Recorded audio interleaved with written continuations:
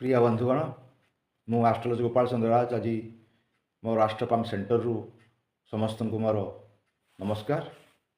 आज आज विशेषतः आम प्रयास करुछु जिते बड़े शनि सप्ताह चली चार राशि तीनो राशि शनि सप्ताह एवं गोटे राशि शनि अढ़िया चली जे कर्कट सरी कर्कट आपणकर शनि अढ़िया चली एवं मकर कुंभ मीन रे शनि 7.5 चलती।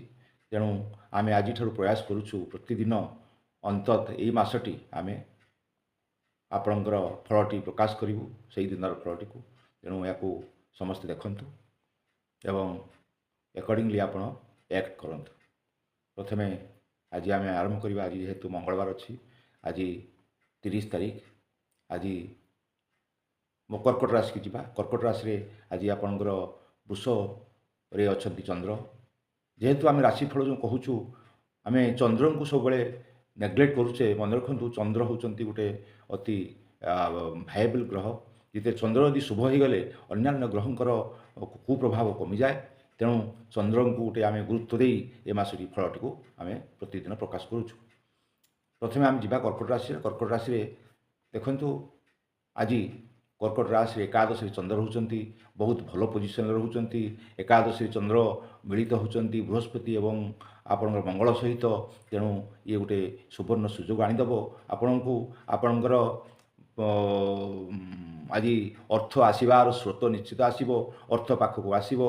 आपणकर पिलापिलींकर उन्नतिर खुशी खबर शुणी आपण मन भी खुशी रहिबो। पिलापिलींकर खुशी रे आपण खुशी व्यक्त करेंगे। आज मन आज दिनटी आप निश्चित भाव में भलरे कटेबे एवं भाग्य आपको साथ देव। शनिंकर प्रभाव आज क्षीण हो।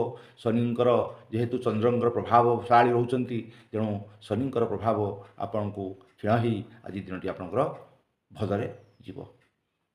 तापर जीवा आम एबे मकर राशि। मकर राशि आज घात बार। तेणु दूर यात्रा को आप स्थगित रखु। कुआड़े जब जाऊे आप स्थगित रुहतु से यात्रा को। किंतु आज पंचम आप रोचे चंद्र। तेणु बहुत किसी आप शनिंकर प्रभाव कमिब। जेहेतु चंद्र रही पंचम स्थान में भाग्य आपण को साथ देव। भाग्य सहित आपणकर जिते भाग्य आपण को साथ देव तेणु किसी असुविधार आप सम्मुखीन हेबे नाही एवं आपणकर अन्यान्य अशुभत्व आज कमिब एवं आपण निश्चित भाव में पिलापिलींकर उन्नति रे आपण खुशी व्यक्त करेंगे। आपण मन रखु आपणकर जिते पंचम बृहस्पति रोचे पंचम चंद्र रोचे आज गुरुचांद्री जुग। ये जुगटी गोटे भल जुग आउ राजजुग। तेणु एथिरे अनेक किसी अशुभत्व अन्य ग्रहंकर कटिज। तेणु आपण घातबार हेले आपण आज शुभफल पाइबे।